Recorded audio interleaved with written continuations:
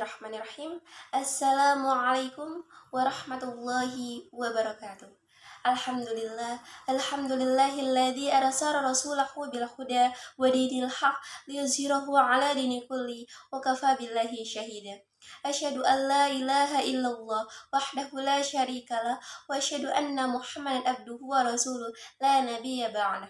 Allahumma salli wa sallim ala rasulillahi karim sayyidina wa syafi'ina wa maulana Muhammad sallallahu alaihi wasallam. Hadirin yang dirahmati Allah, segala puji dan syukur tiada daya dan upaya kecuali dengan izin Allah Subhanahu wa taala.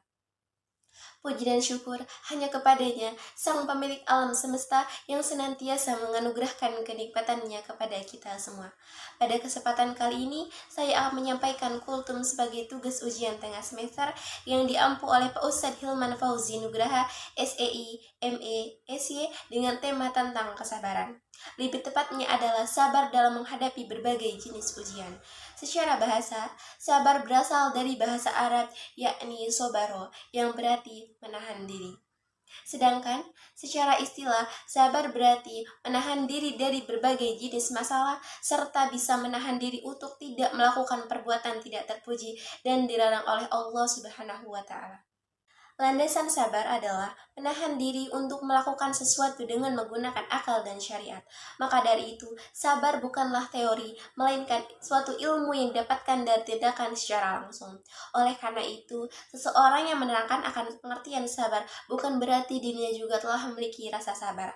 Hal ini seperti diibaratkan seorang guru yang menerangkan suatu negara belum tentu dirinya pernah ke negara tersebut.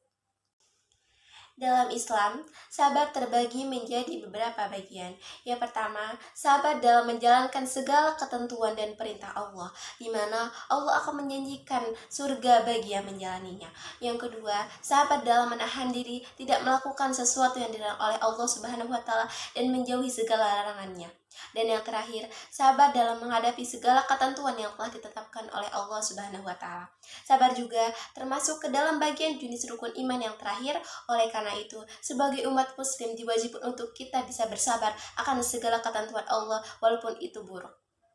Sejatinya, Allah akan menguji hambanya dengan ujian yang berbeda-beda.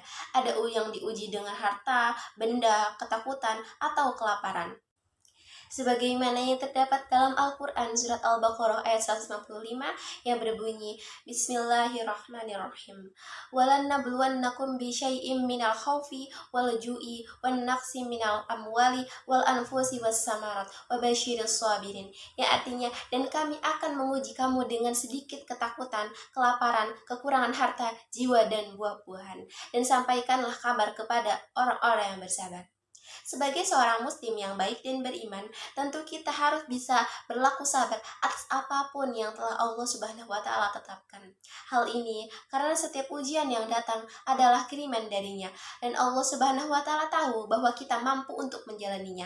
Bahkan Allah sendiri telah mengatakan tidak akan menguji hambanya di luar batas kemampuan tersebut, karena Allah pasti memiliki rencananya sendiri.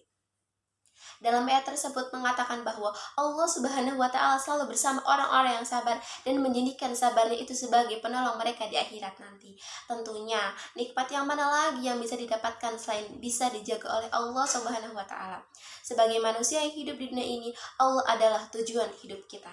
Selain itu, Allah Subhanahu wa taala juga telah menjanjikan syurga serta kedudukan tinggi bagi hambanya yang senantiasa bersabar. Seperti yang dijelaskan dalam Quran Surat Al-Furqan, Allah berfirman, orang-orang yang bersabar akan mendapatkan balasan kedudukan tertinggi di surga. Kehidupan ini penuh dengan cobaan yang datang silih berganti. Kadang kita merasa cobaan itu terlalu berat bagi kita untuk dihadapi. Namun sebagai hamba Allah Subhanahu wa taala, kita tidak boleh putus asa dan harus senantiasa berusaha untuk menghadapi setiap cobaan dengan sabar. Semoga kita semua senantiasa selalu memiliki rasa sabar yang tiada batas. Akhirul kalam. Wassalamualaikum warahmatullahi wabarakatuh.